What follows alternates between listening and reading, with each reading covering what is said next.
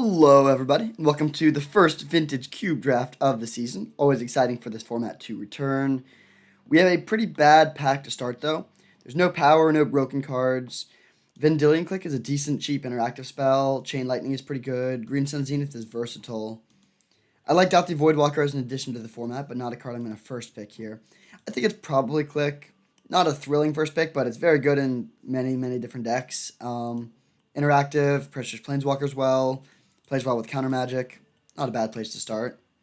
Ooh, well, there's a Fractured Identity, so starting off on a nice foot. Volcanic Island is good as well. Yawgmoth's Will is good. I like Ephemerate as an addition to the format.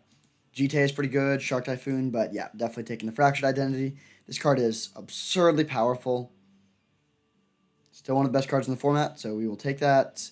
The fact you're passing Volcanic Island makes Jeskai look a little bit less likely, but that's fine. We can play straight blue-white. We can play Esper. Plenty of options.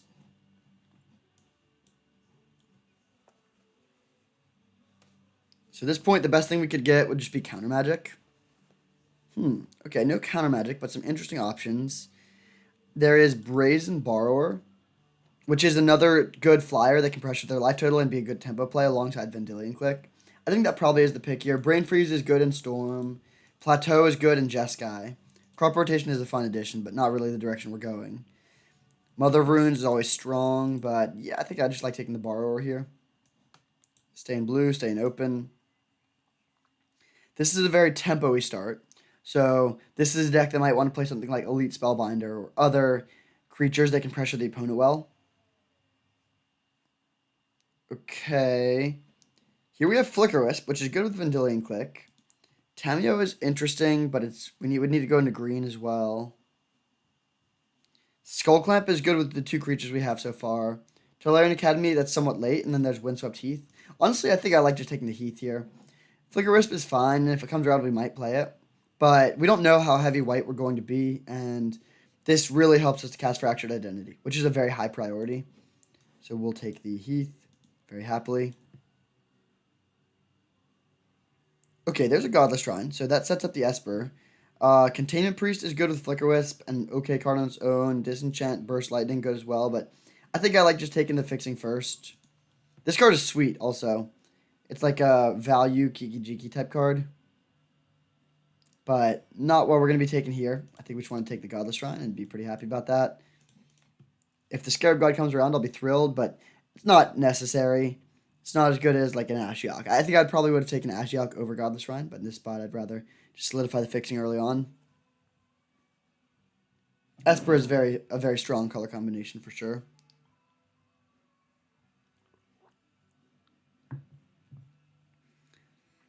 Let's get that nice 6th pick Mana Leak.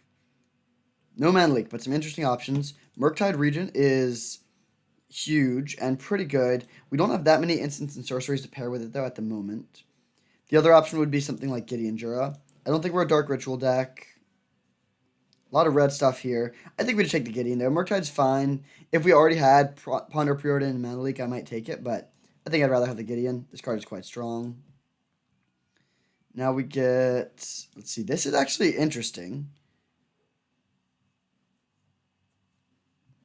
So let's see. When you can play this with Ninjutsu for 4, hit for 3, and then get to look at the top card or exile the top card of both of our libraries. It's sort of like Fallen Shinobi, and we have a couple good evasive creatures to pair with it. That looks pretty interesting.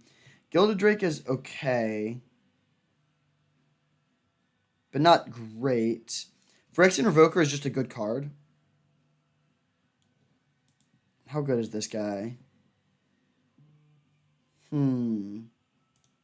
I don't think we need the Elesh one. Honestly, I think Revoker is the pick. That's a fun card, but like Revoker is great, and we want to have cheap plays, and that's like it's good with these two creatures, but we're not looking like a deck that's gonna have tons of ways to enable ninjutsu. Now we get a Marsh Flats. That's excellent. Very, very good fixing. And Seachrome Coast. Looks like we have very good Esper mana now. Wouldn't mind a blue fetchable land. Ephemerate, Kitchen Finks, or Usher of the Fallen. Or Archangel Avacyn, honestly. Lots of reasonable options. I kind of like taking the Ephemerate here. If it's going that late, we might be able to build around it somewhat. It's not that great with a lot of the stuff we have now, but it could get there. Now we can take Unburial Rites. I think this is just a worse version of Unburial Rites, basically. I mean, this card is interesting, but I think Unburial Rites is going to be better for us. So, what are some good value creatures to pair with Ephemerate? We have the Vendilion Clique. Venser would be great, 4-mana Venser. Anything that draws cards, so Muldrifter or Wall of Omens or something like that. Thraben Inspector 2. The Flicker Wisp is looking like it might not come around, unfortunately. There's Parallax Wave, though. That's interesting. So we have some Blink synergies.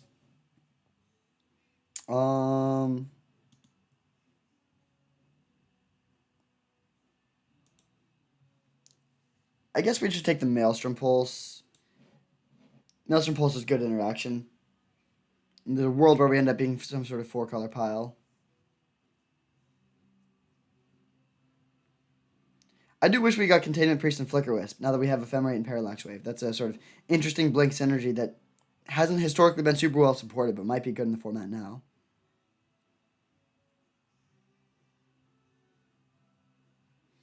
Blue has not looked very open since the beginning of the draft. We got the early click into Fractured Identity. Then I think Brazen Borrower third or fourth pick, but not much since then. Take P and Kieran. Heartbeat of Spring. Okay. Solid pack 1. We have good mana. We have some interesting pieces. Wouldn't mind a bit more cheap interaction, so that's going to be the priority for pack 2 here.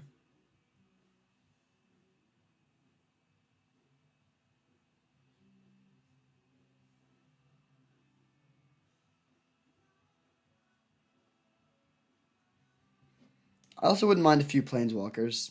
3-mana Teferi would be very good, maybe the best. Ashiok would be good. Jace the Mind Sculptor, of course. Big Teferi.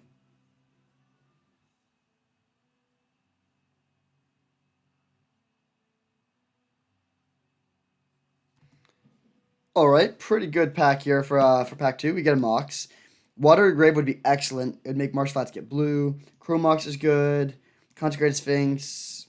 I mean, Skyclave Apparition. Lots of good options here, but we'll definitely take the Mox. That is a very strong pickup.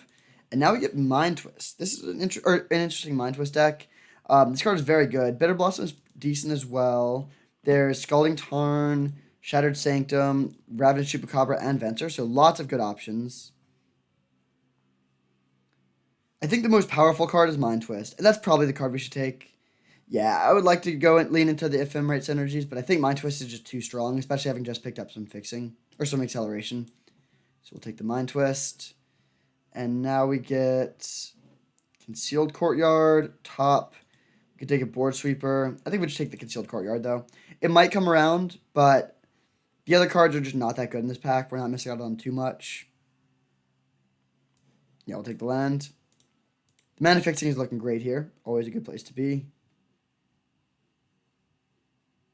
We're a bit light on playables, though. Right now, Unburial Rites, Parallax Wave, and Ephemerate are all not really getting there. Hopefully we can pick up some nice mid-range value creatures along the way.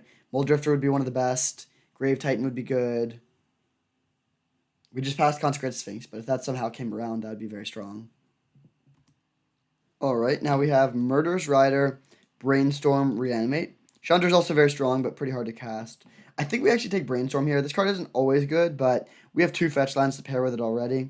And just anything to add to consistency is going to be not too bad. So I like taking the Brainstorm here. Maybe we can wheel Murderous Rider if black is fairly open. Ooh, wow, this is close. Portend is great for adding consistency. Liliana is strong, Dark Confidant, and Glen Elendra. I think it's between Dark Confidant and Glen.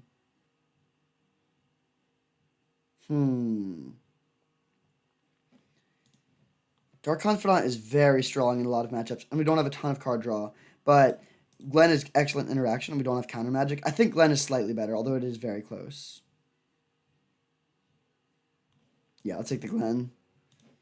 Now we get Deserted Beach, or Leonin Relic Warder, or Shriekmaw. Shriekmaw is good with Ephemerate and Unburial Rites, and Parallax Wave. We also don't have much removal. Deserted Beach is fine, but we already have pretty good fixing. If this was a Hallowed Fountain, I would take it. But I think I like just taking the Shriekmaw here. And now we get a late Ponder. Wow. Super late Ragavan 2 and Toxic Deluge, but I think we still want to take the Ponder. Yeah, sorry, Toxic. Grief is interesting. It's very good with Ephemerate.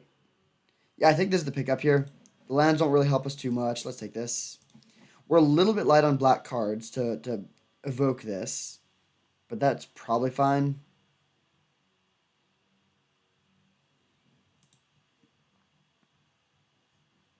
Given the way that this draft is developed, I sort of wish we'd taken the Ninjutsu guy over the Revoker, but I still think this is looking pretty strong.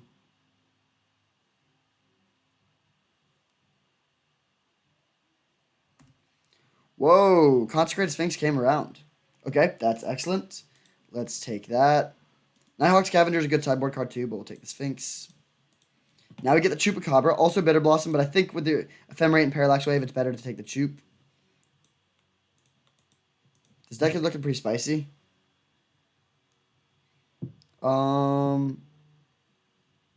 Makeshift Mannequin, Progenitus. None of this is looking great. I guess we'll take the Greenland just in case. I don't think we're ever playing Makeshift Mannequin. And if we got Oko, we might want to splash green. Nice. We get Murderous Rider on the wheel. This deck is coming together very nicely. All right. So, oh, this is even a card that we might be able to play. Although, being a colorless land is somewhat of a cost. So, we're actually pretty light on white cards. If we cut, like, we could go down to just Fractured Identity, essentially, and play blue-black. Or we could play some of these white cards. We'll see what we get. Whoa, well, good pack. I mean, I would love to take Bribery, but we're not going to pass Time Walk. That is excellent. Maybe we can get Creeping Tar Pit on the wheel. Sedgemoor Witch could also be potentially playable. But yeah, let's take the Time Walk. Very good pickup. This is a pretty good Time Walk deck too. We don't have creatures, or we don't have Planeswalkers, but we have a lot of creatures for it. Ooh, Arid Mace is good fixing, but I'm not a man who's going to pass it to Fairy. Absolutely not. This card is just so good. It draws cards, it interacts, it plays well with counter magic, which we don't have a ton of at the moment, but the untapping ability is still good with stuff like Vendilion Click. So, yeah, very happy to get that. Now we get, let's see, what does this do? Search for basic planes and put it in your hand. Then discard a card. If you do, return something from your graveyard to the battlefield. And then it comes back as a creature with vigilance. That seems okay. Alternatively, we could take, I mean, Temple Garden doesn't help us that much. Recurring Nightmare doesn't help us. Well, actually, Recurring Nightmare could be good. It's very good with Grief, Glen, Chupacabra, Shriekmaw. Skyclave Shade is decent. Honestly, I think we take the Recurring Nightmare, though. It seems like a pretty solid value play in this deck. Now we could take Night's Whisper for some card draw, Karn. Don't think we're going up to Ulamog. Don't think we need Imperial Seal. Could be Treasure Cruise. We have no other ways to use the graveyard at the moment. And we didn't get the Dark Confidant. But is Night's Whisper better than Treasure Cruise? It's cheaper. Also less likely to come around, though. I think we take the Cruise. Yeah, I'll take this. This deck is looking pretty good. We have a lot of value creatures that kill things. We have some solid card draw, some good fixing.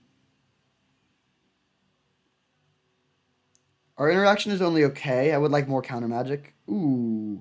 Okay, Baleful Strix, really good pickup. Breeding Pool would be good for playing green, Deceiver Exarch, but yeah, Strix is excellent. It's good with Recurring Nightmare. It's good on its own. It's in our colors. Just an all-around good pickup for us. Now we get Custody Lich, Jace, and Tundra, all of which are very reasonable.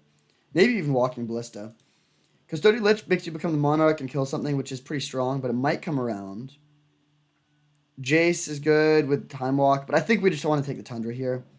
Both Marsh Flats and Windswept Heath don't get blue right now, and this makes our blue mana significantly better. Yeah, let's take that. Now we get, let's see. This is like good if you're going Ninjutsu Tribal, but we're not really doing that. Mesmeric Fiend is fine. Then we could take, I think I'd take Memory Deluge over Dig Through Time. And yeah, let's take the Memory Deluge actually. This card is quite strong. It really digs through your deck well. Now we can take Tidehollow Sculler. May or may not start with that in the main deck. Sedgemoor Witch, okay.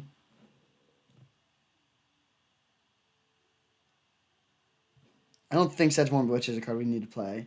Tidal Scholar actually is pretty good, though. That may be a card we want to do. I think we have the mana for it.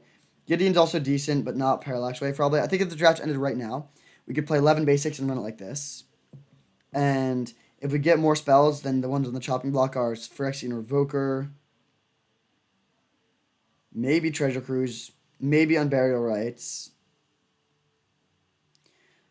Unburial Rites is never going to be cheating something into play, really. Like, right now we could spend 5 to put a 6-drop into play and save a bit of mana, but really it's more of just a value card. Okay. Bunch of red and green stuff, unfortunately, and then a Gideon, which is a decent sideboard card against decks that aren't attacking us on the ground.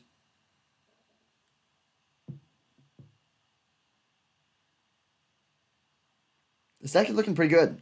Esper and Vintage Cube, a time-tested strategy. We've gotten many a trophy with this sort of archetype.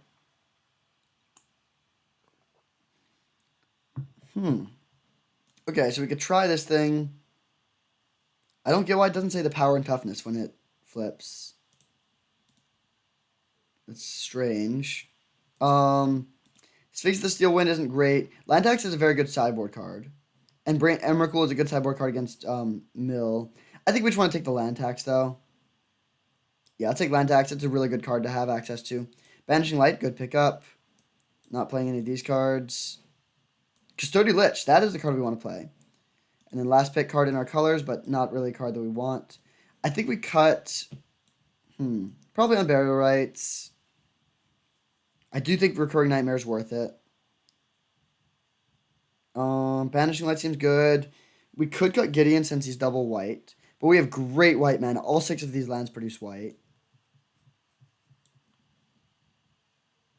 How would it look if we did this?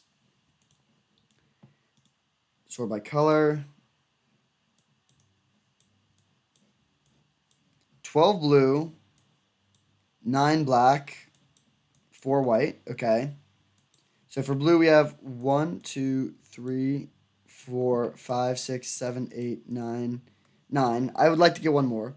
For black, we have 1, 2, 3, 4, 5, 6, 7, 8, 9. That seems fine. For white, we have 1, 2, 3, 4, 5, 6, 7, 8. That's honestly more than we need. I think we can cut 1 plains for 1 more island. And then we will run like this. Seems pretty sweet. See you in round 1. Alright, we have our opponent for round 1 with our sweet Esper Recurring Nightmare value deck. We're on the play. Good place to start. And this hand is a keep. It's a little bit slow, but it is a keep. See, I'll pop my face up to the top for y'all as well. Boom. Let's grab Godless Shrine into Tundra. And then we can go turn 3 Banishing Light, turn 4 Glen. Having these 2 in the hand is a lot of top end, so we'll see. That this hand could be a bit slow if they're very fast, but definitely some powerful stuff going on and good mana.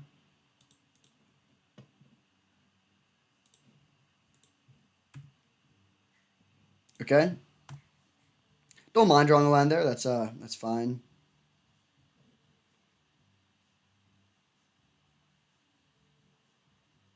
Golgar Signet. Sure. Do we want a Banishing like that? I actually think we do. I'm going to hold off on fetching, though, because we might want to get a Black Source or another one. Okay, we got our Black Source, so now we can get Tundra.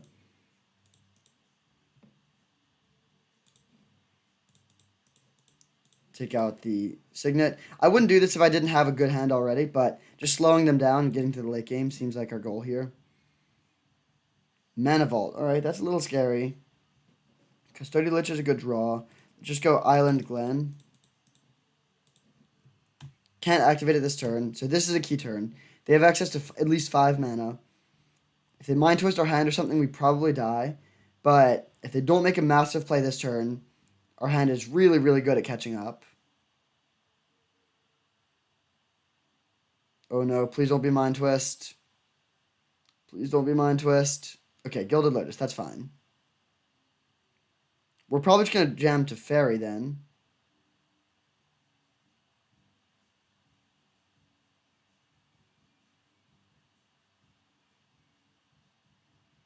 They're ready. This is not too bad.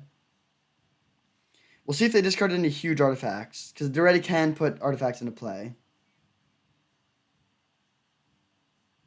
Mindslave or Blightsteel? Wow. Okay. Hmm.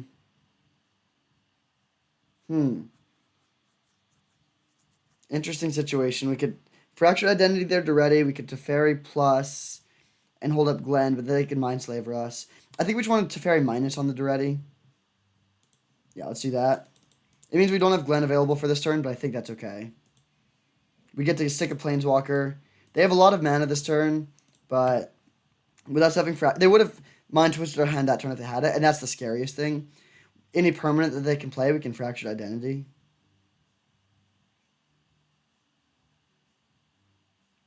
And next turn we can tap off one of these 5-drops, play tap land, and still hold up a Glen activation.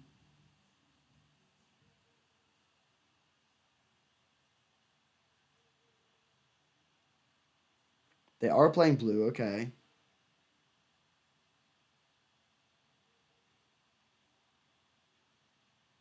Tinker for Blightsteel is very much not an issue. Although if we don't draw an untapped land and they have a counterspell for our Fractured Identity, it could be. Winter Orb. Okay, that's a problem. Teferi combats that somewhat. Ooh, good draw, good draw. So let's go Plains, pass. Yeah, attacking for 2 seems like it's not worth it.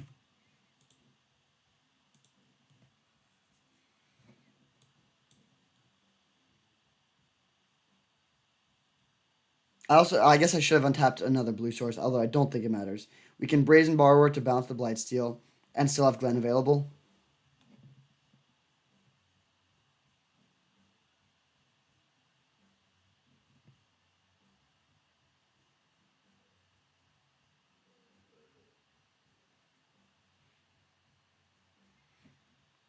Swinging it to Fairy, interesting.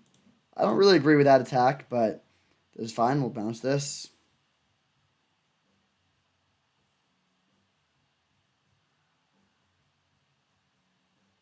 Ha! They concede. All right. So we take down what appears to be 5-color artifacts in game 1. We're on the draw, so we can bring in land tax. Phyrexian Revoker seems good against their artifacts mana. We don't have any ways in our sideboard to deal with the Blightsteel Colossus.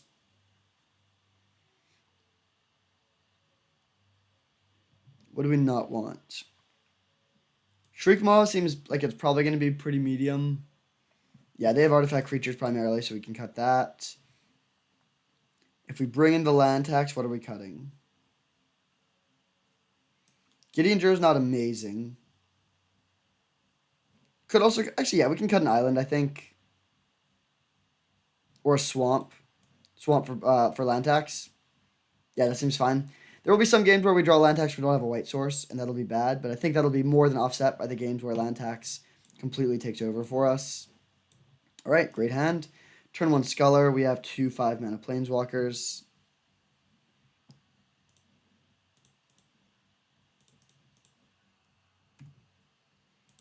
Okay, we could take Winter Orb. They do have the Tinker in their hand. I think we just want to take Tinker. Winter Orb is not that big of a deal. They don't have blue mana at the moment, but that card is just the highest upside by a lot. They play Swamp Signet, presumably. Yep. Let's ponder. Lands and Murderous Rider. These seem pretty bad. Murderous Rider would be decent, but I think we can do better. Let's shuffle these.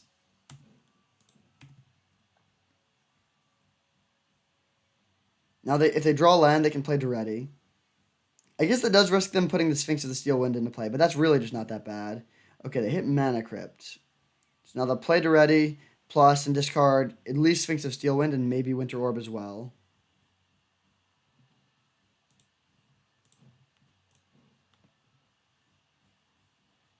Ugin, okay. So they can play Winter Orb. That doesn't really do much, though. We draw Metamorph. That's an interesting draw. Okay, let's play that. So we go Island. This, naming Daretti. Daretti, Scrap Savant. And we'll attack it ready. And next turn we can jam either one of our planeswalkers.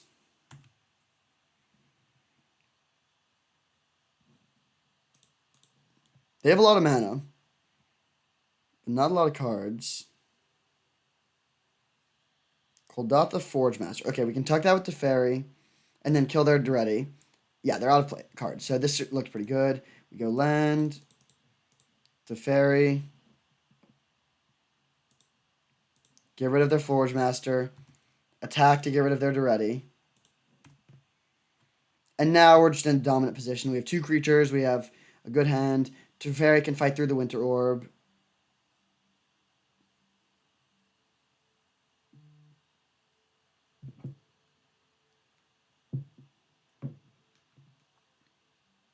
Whoa. Well, they top deck something big. This could be an upheaval, which would win. That's frustrating. They had no cards, so they just had 1 blind draw, and they drew something that cost this much mana. And it is upheaval, so we can't really win anymore. They can just put Blightsteel into play. That's very frustrating. They just top decked it. And that's a risk of this deck. We don't have much counter magic, so we don't have great ways to beat this sort of thing.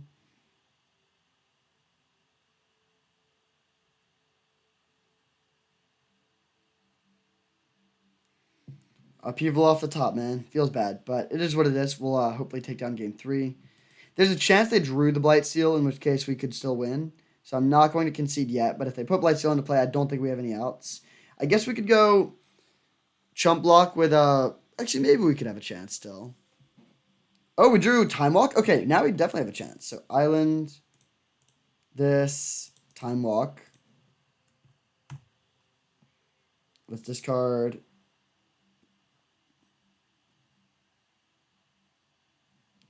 So we need to discard 2 cards. Probably Glenn and Gideon. Or do we... No, we can discard 1 land. Let's discard Swamp and Glenn. Swamp and Gideon, fine. Yeah, Swamp and Gideon. And then untap Memory Deluge, okay. So we can only survive by playing Tidehollow and chumping. And then we need to top deck something good. Take their Winter Orb. They don't have anything left, so this Blightsteel is their only problem. But so they can kill... They can attack, we chump block, then they play their Winter Orb. But we only have 1 tapped land anyway, so that doesn't really impact us. And then we need to top deck something really good here. We have Banishing Light, Petty Theft. I think that might be it.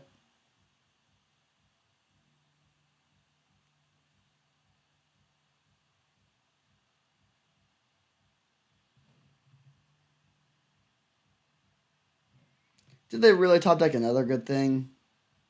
Salt Monolith. Okay, that's fine. Then they play their Winter Orb and pass.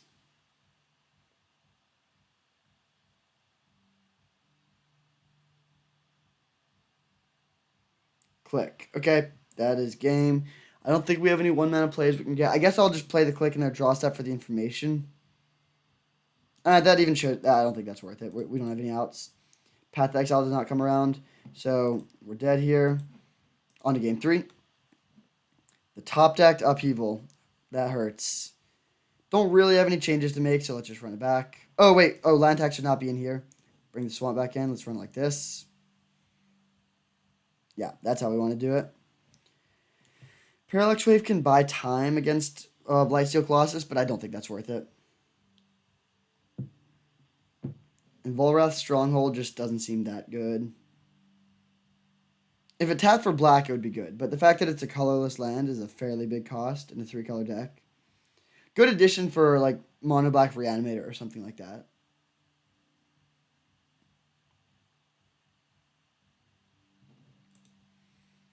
We are light on counter magic, so Tinker is a pretty big problem. Custodial Lich is another answer, but that's not an answer post-upheaval. So just answers overall in the deck. Teferi, Fractured Identity, Custodial Lich, Brazen Borrower, Banishing Light. 5 answers is pretty good for their 12-mana indestructible creature.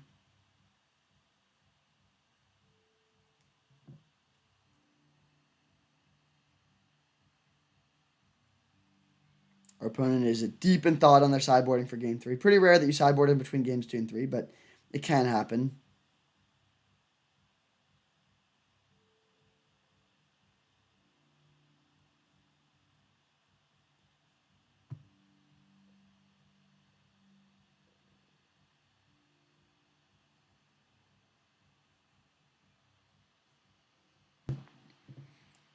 Opponent is still deep in thought here.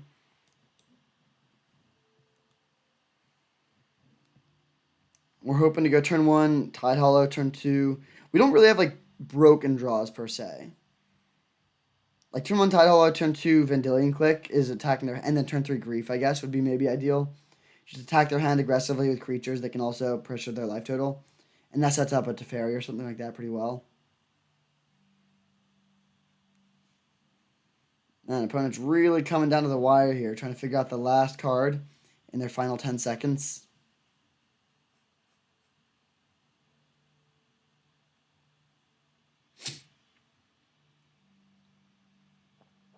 All right, you can't stall anymore.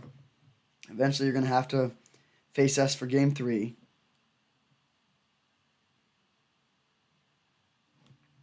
On the play. Good hand, very good hand. Do we want to play turn 1 Time Walk? I don't think so. We could, but we don't have a turn, like another play to make on the following turn, so I think we'll hold off until we can get more value than just putting an extra land into play.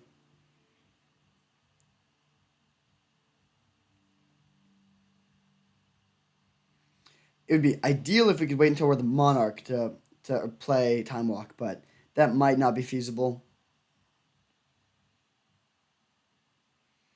I feel like they gave Black a lot of good grindy elements now. With Dalty Voidwalker and Custodial Lich, now you can actually play a grindy Black deck that doesn't play blue. I mean, obviously we're playing blue, but I think you can grind and play a control game without playing blue for the first time, maybe. They conceded. I guess they mulliganed low and conceded. All right, well, bummer because we had a good hand, but fair enough. We are 1-0. I'll see you in round 2. All right, we have our round 2 opponent, hoping to keep the winning going with our sweet Esper mid-range deck, and we have a good hand. Oh, no blue mana. I think this is still a keep, though. If we never hit a blue source and we draw a bunch more blue lands, or blue spells, we could die, but Strix is amazing. Custodial Lich is very good, especially if we have a good blocker. We have a good mix of lands and spells. Time Walk, all right. We're very well set up if we draw a blue source.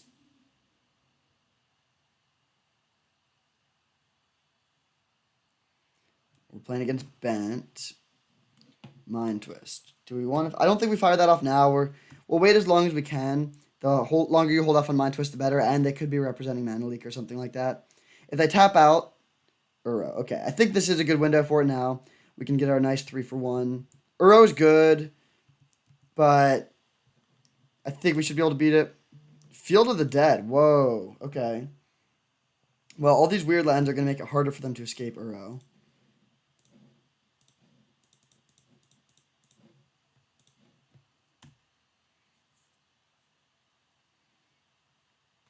Good thing we took out the Oracle of Moldai. That card is strong. We have 13 lands and a Mox, so 14 essentially lands. Oh. Tireless Tracker, but no land. Ah, brutal. Okay, missing the land drop here hurts. If we had a blue land, we would be astronomically ahead. But as is, we're pretty behind, I think, or at least it's very close.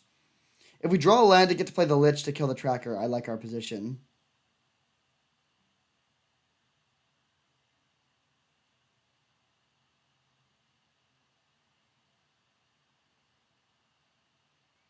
Time Walk, okay. They finally hit their land for the Tracker. This Field of the Dead could become a problem in the very late game, but it's pretty slow. They tap 5 and play Escape to the Wilds. All right. Wow, a lot of stuff going on over here. Regrowth is pretty sweet for them. Yeah, honestly, I mean, the missed land drop, I think, is going to... If we'd hit our land drop, we'd instantly win, essentially. But now this Tireless Tracker can sort of go off. They can regrowth back. They escape the wild. So I think... And they can have a road to escape. So I think we're probably dead here due to unfortunate mana. They hit us for 3. Pass turn. We have to draw land here, or else I'll just concede. Okay, we do hit the land. That's really good. So let's play the Lich.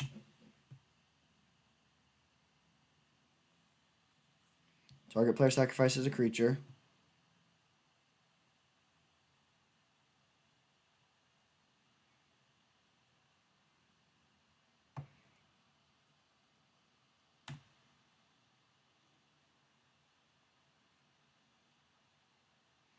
So they can play Scrubland, make a zombie, then fetch their Polluted Delta and make another zombie. This could be a little bit tough, but we do have Time Walk. Yep, they're making the zombies. Gideon can hopefully prevent them from becoming the Monarch. They can also escape Uro. This is gonna be tough.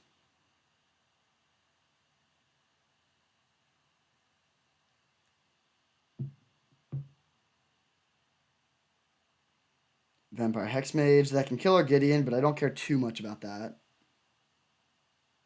Now they play Regrowth on Time Walk, maybe.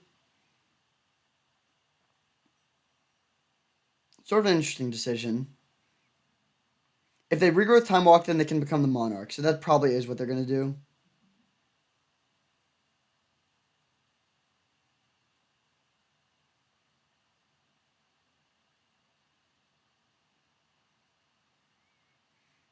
So then they become the Monarch. I will trade.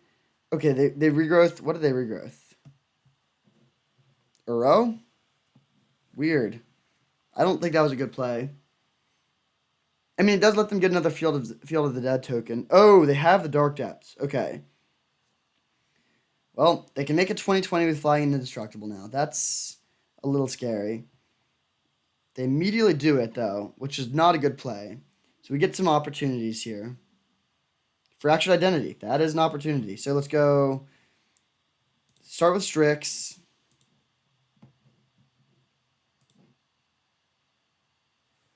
Attack them for 4. And we want this to die so we can bring it back with a Recurring Nightmare.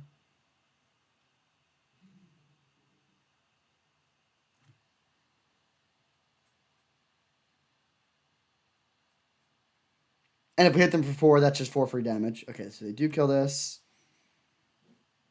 Let's bring this back.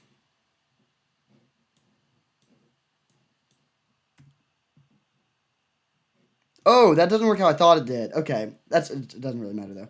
So we go land, Time Walk, pass back to ourselves.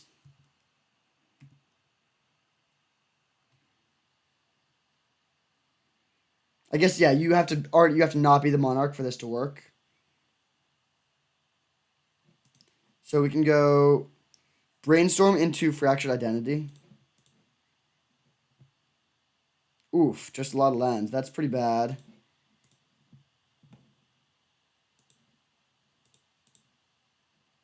We could also play Recurring Nightmare instead. And like hold the Fractured, but I think it's worth it to just make a 20/20 and make them deal with this.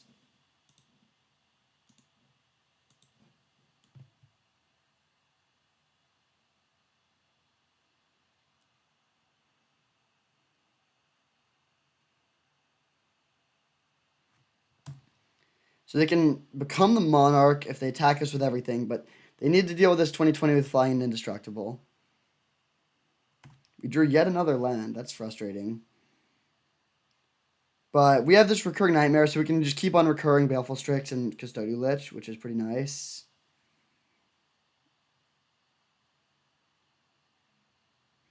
And we were missing our land drops earlier, and now we're just super flooded. I guess that's how it goes. They have access to Uro if they... Oh, no, they don't have double blue, so they can't escape Uro yet. Their deck is interesting, that is for sure. I really like the addition of Field of the Dead. This is a great card for the format. It gives a huge power boost to the 5-color pile decks, which I think are a lot of fun to build and play.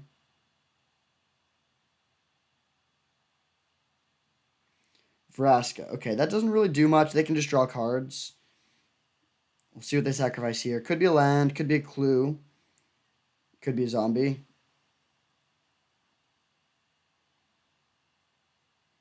Okay, they sack a clue. Sure, they're at 26, so one Merit Lage hit is not enough to kill them.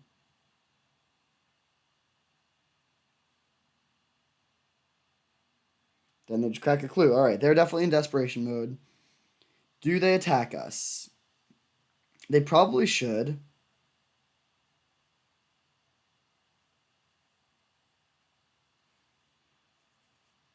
Wall of Roots, okay. They choose not to attack. I think that's a mistake. So let's go swing at them for 20.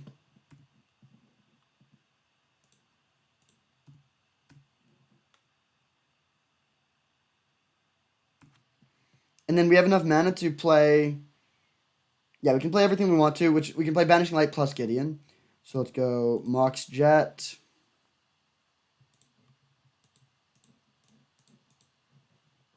Gideon plus.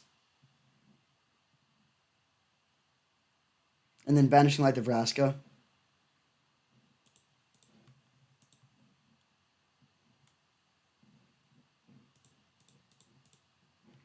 I really don't think they'll have days, but I guess we should play around it.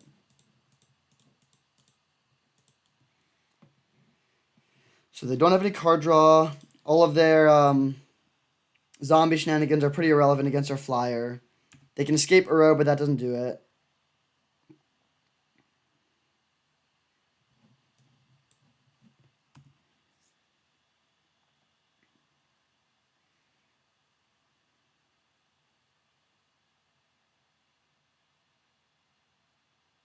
All right, nice. Fractured Identity took that one down, stealing their 2020.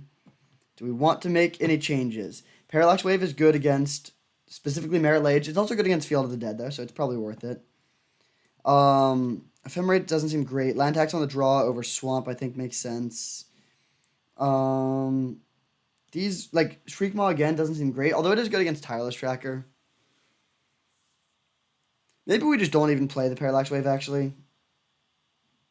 Other ways to deal with that, the Merit Lage are Fractured Identity, Custodial Lich, Teferi, Banishing Light.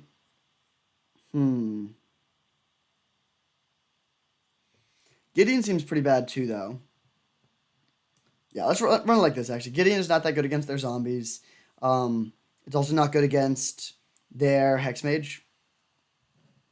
Okay, this seems pretty good. It's a little bit slow, but we can ponder and set up a nice play on turn 2, hopefully. And then we have Teferi to deal with Merit Lage.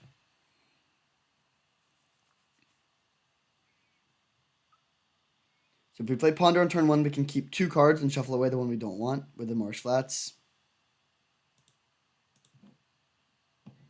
Okay, good draw. Brazen Borrower and a land. I think that's worth it. Do we want Plains or another island? Probably island with the Glen in hand. So let's go this, not shuffle. And we're doing it this way because if they play like Hymn to Torok or some sort of discard spell, I'd rather have an extra land in hand than the Brazen Borrower.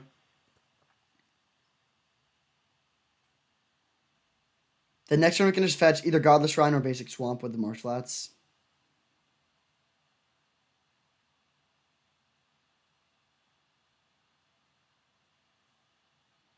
Hopefully this is Collective Brutality. We have no cards that can hit. Yeah, that is very good news for us. Clean 2 for 1, or 1 for 0.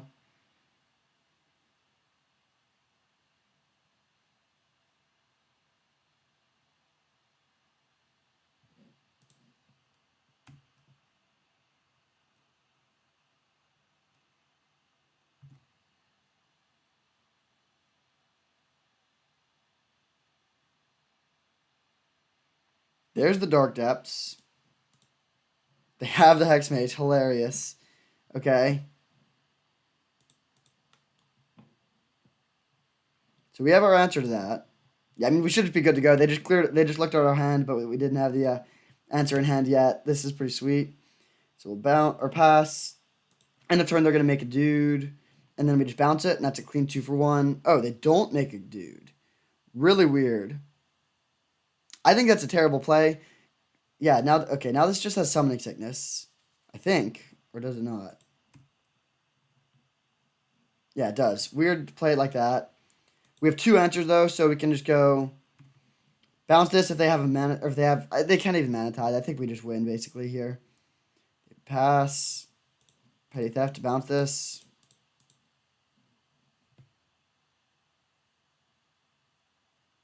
All right, that worked. Now we can jam Glen, and they need to deal with the Glen, or else they're going to just die. But then they deal with the Glen, we play Teferi. We just have so much gas.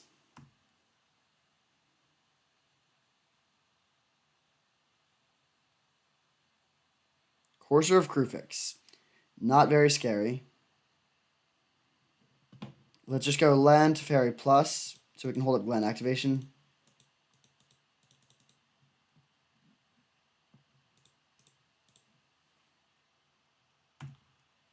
Oh. That's actually worth playing. I think.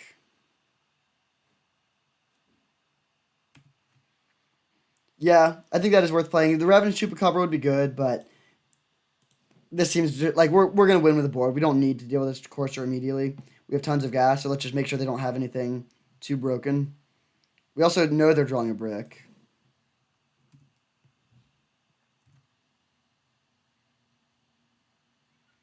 Okay, we can counter all of these things. So let's just take. Wow, yeah, this hand is terrible. I guess we take a Braid. Should be able to win very easily, though.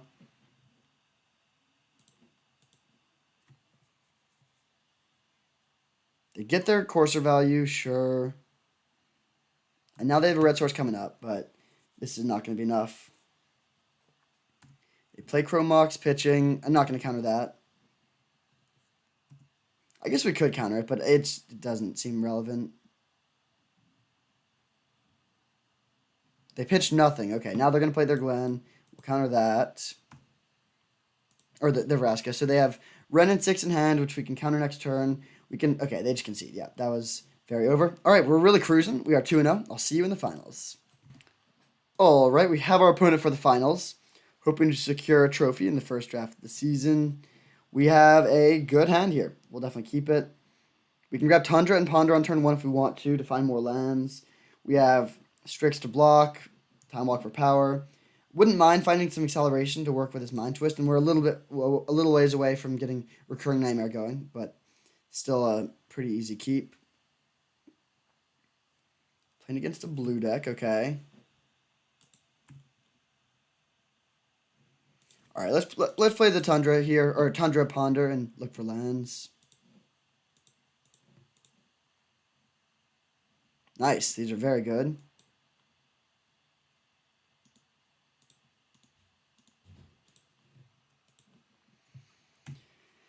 So next turn, I think we're going to play Sculler and then Strix. We'll see what they do. Blue-green, interesting. And they have the Caryatid. Okay, definitely want to get the Strix down so they can't play a Giddy or a Garruk next turn or something like that.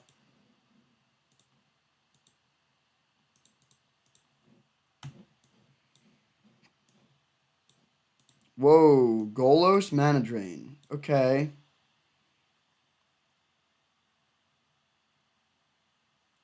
I think we take the Mana Drain and then Mind Twist them next turn. Yeah, that seems good. We can do Time Walk into Mind Twist for 3 and hopefully hit their Golos. Or we can hit their whole hand. Yeah, this seems... If they drew a non-counter spell there, this should just seal the deal. So we go land, Time Walk.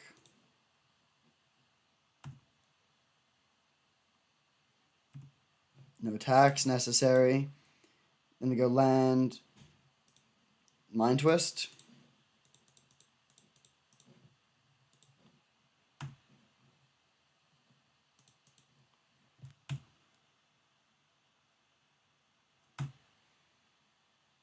So they're top decking. We have a great hand. I think we're in a really good spot here. Glen. Okay. Do we want to play? I think I'm going to get a little greedy and play the Strix. We want to draw cards and hit land drops and then be able to play Glen with a land available. Okay, we can't play Click with this, but we can just jam Recurring Nightmare. That seems fine. And we'll pass turn.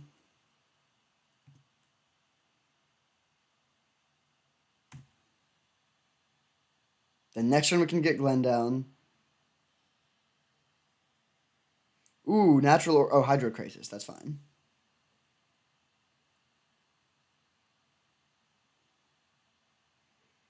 Mox Jet, okay. I think I will play just in case they play a Time Twister or something. Then we cast this and pass turn. Don't really think there's any value in attacking here. I'll just take it and then attack back.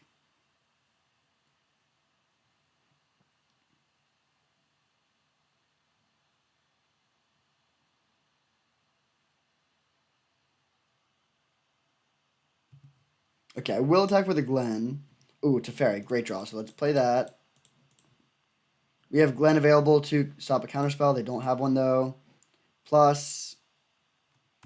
All right, now let's just pass. Hold up, click, and double Glen activation. This deck seems very sweet. We're playing against some sort of blue-green value deck. Could be a pretty tough matchup. We don't have great removal. This is worth a counter.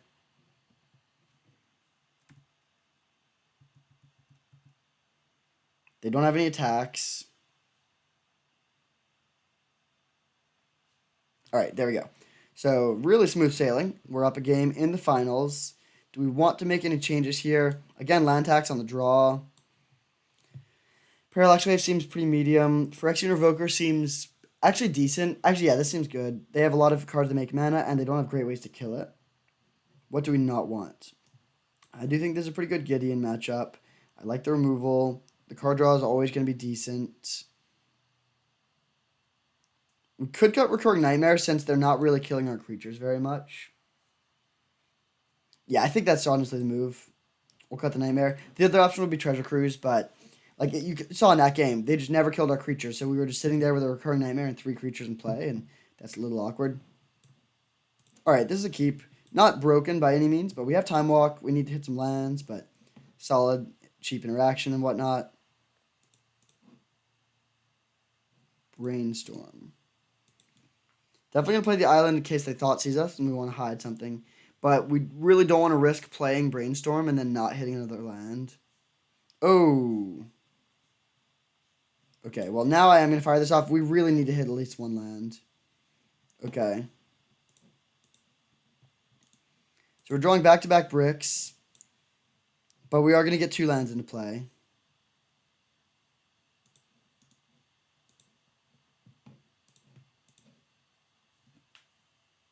We can Phyrexian Revoker to shut down Sylvan Caryatid if they play that. They don't play anything, though. Do we still want to play the Revoker, or do we want to just jam Time Walk? I think I'm going to just play Time Walk. It's not an exciting Time Walk, but I think it is worth it here. Then hopefully we hit land. Nice. Do we want to just play Revoker? I don't think so. There's a lot of... Like, if they play Oko, we'll really want to be able to name that. I think this is worth it.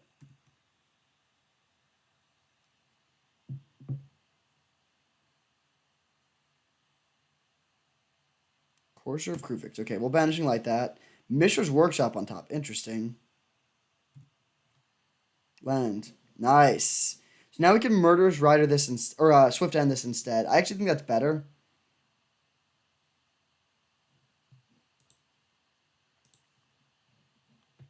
Yeah. Well, Actually, no. Let's just Banishing Light this. I think we want to use our Sorcery Speed answer. Like, what things are we afraid of from their deck? Is there anything... Yeah, let's just Banishing Light this. I don't really want to Banishing Light something that's absolutely essential because they can just kill the Banishing Light and get it back. But taking out... If they do have a way to kill the Courser, that's fine. So we'll pass.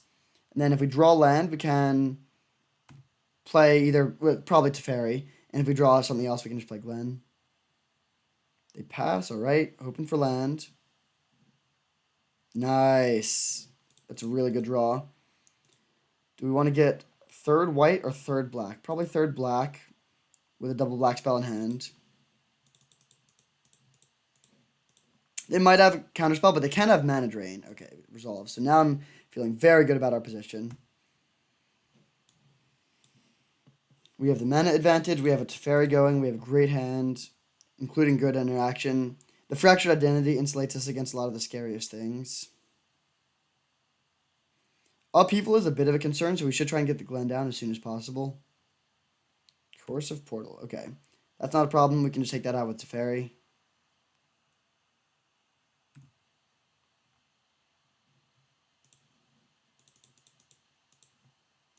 Glenlindra. Nice. No mana drain. Talk this, then pass with Glen available.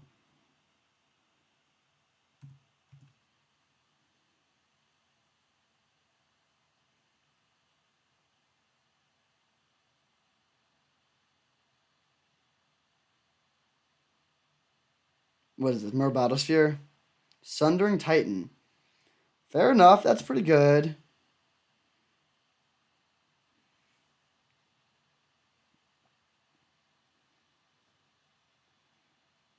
We need to find another white. Oh, they don't kill our white sources. That seems pretty loose. Now, if we draw one, or no, we're 2 mana short of being able to Fracture Identity the Sundering Titan, but I still think this is decent. We can just we can kill it with a Murderous Rider if we want to. That'll put us pretty low on lands. Let's plus.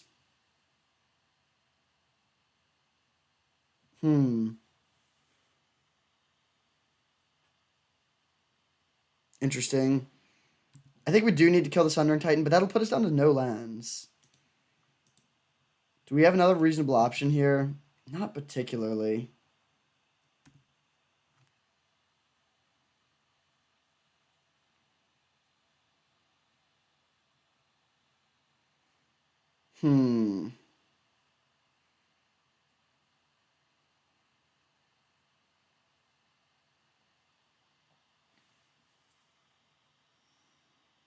This is a very interesting situation. I think we want to chump block with a Revoker this turn and go for the Fractured Identity next turn. So we'll go land, Revoker, and I'm just going to name Oko.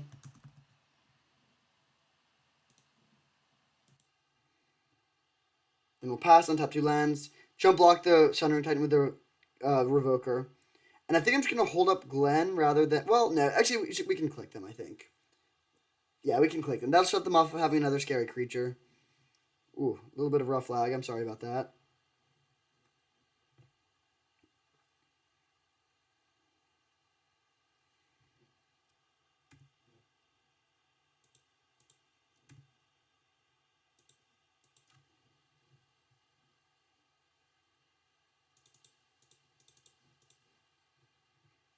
Take a look at their hand. They do have the Upheaval. And then a Sword of Body and Mind.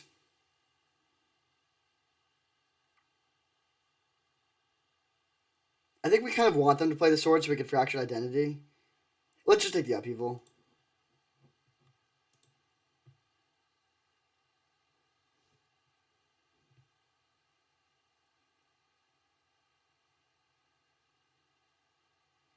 And then we have a few different options. We could... And we're definitely chump blocking the Sundering Titan with a Phyrexian Revoker.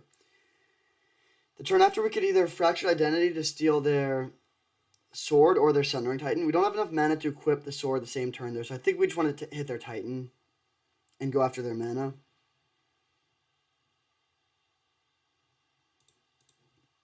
So we'll block here. And then we can play Teferi and plus... Or, sorry, plus Teferi so we can use Fractured Identity and still have mana to hold up Glen.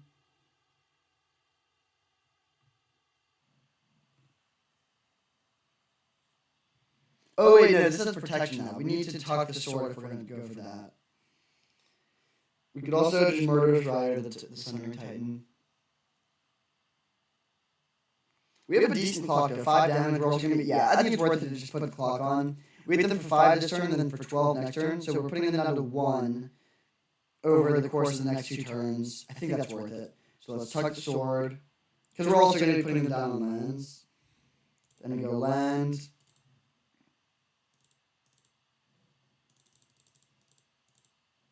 Fractured Identity. So they get to blow up 3 of our lands. We're going to lose 3 lands, and they're going to... No, we're going to lose 4 lands, and they're going to lose 3 lands. So they do win the land battle, and it's going to be hard for us to cast spells for the rest of this game. But I still think this is a pretty good position. We have tons of stuff on the board. Take 5.